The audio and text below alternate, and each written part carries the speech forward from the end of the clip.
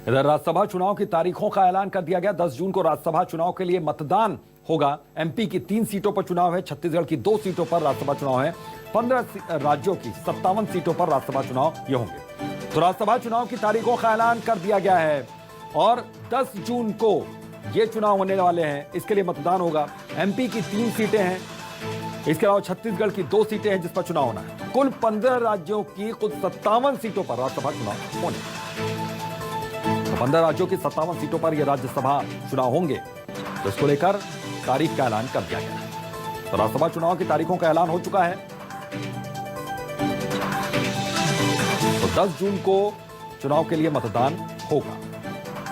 तो कुल 57 सीट्स हैं जिसके लिए चुनाव होंगे। 15 राज्यों के, 3 मध्य प्रदेश की हैं, 2 छत्तीसगढ़ में हैं।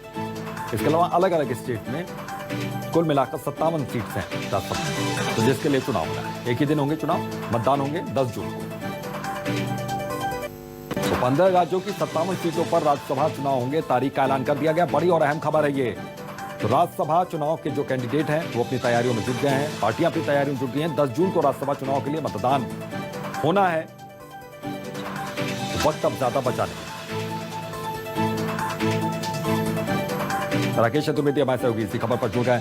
अब राकेश, बड़ा ऐलान कर दिया गया है, तो अब कैंडिडेट भी जुट गए तैयारियों में, पार्टियां भी जुटी हैं तैयारियों में। राज्यसभा की बात करें तो 3 सीटों पर तारीखों का मतदान होने के ऐलान हो चुका है, चुनाव होने का ऐलान हो चुका है।